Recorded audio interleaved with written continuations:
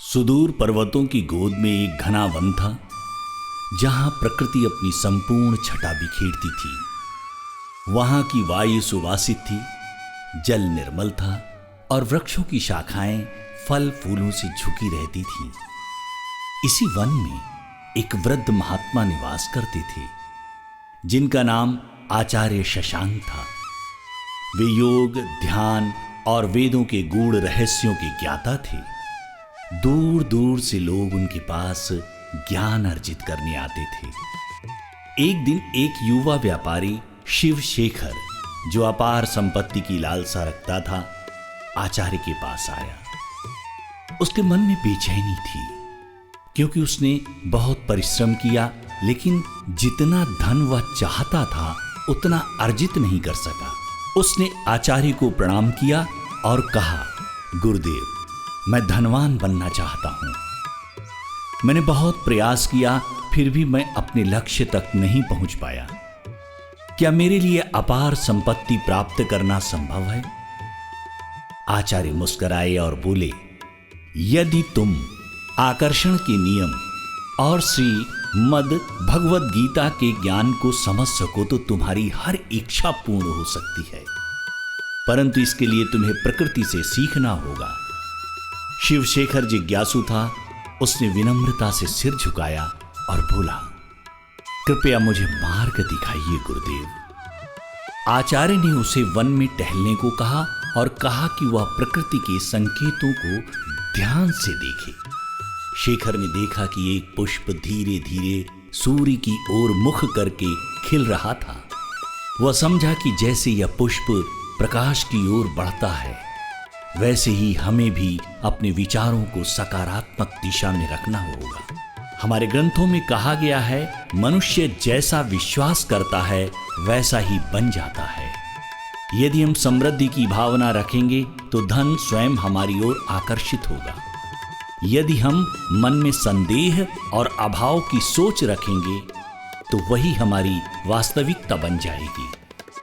कुछ आगे बढ़ने पर उसने मधुमक्खियों को देखा, जो परिश्रम कर फूलों से पराग इकट्ठा कर रही थीं। यह संकेत था कि केवल इच्छा रखने से धन नहीं आता, बल्कि निरंतर कर्म और धैर्य से ही इच्छाएं पूर्ण होती हैं। कर्मण्येवाधिकारस्ते मा फलेषु कदाचन। हमें केवल अपने कर्म पर ध्यान देना चाहिए, फल की चिंता नहीं करनी चाहिए। आकर्षण का नियम तभी फलित होता है जब सोच के साथ सही कर्म किया जाए। थोड़ी दूर चलने पर उसने एक विशाल वटवृक्ष को देखा, जिसकी छाया में कई छोटे छोटे पौधे पनप रहे थे।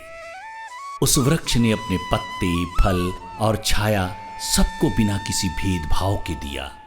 शेखर को यह समझ आया कि जो देता है उसे प्रकृति और अधिक देती है।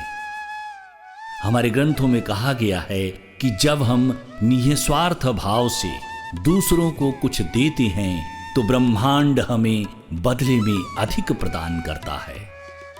थोड़ी दूर पर एक नदी बह रही थी, जो अपने मार्ग में आने वाली बाधाओं को सहजता से पार कर रही थी। शेखर ने सोचा, यदि यह नदी बाधाओं से न डरकर अपने लक्ष्य की ओर बढ़ सकती है तो मैं क्यों नहीं। जो व्यक्ति संपूर्ण समर्पण के साथ विश्वास रखता है, उसकी हर समस्या का समाधान स्वतः हो जाता है। संध्या होते होते शिव शेखर आचार्य के पास लौटा। उसकी आंखों में एक नई चमक थी। उसने आदरपूर्वक कहा, गुरुदेव, मैं समझ गया कि धन केवल सोने चांदी में नहीं, आभार और विश्वास में है। आचार्य ने आशीर्वाद देते हुए कहा, सही कहा।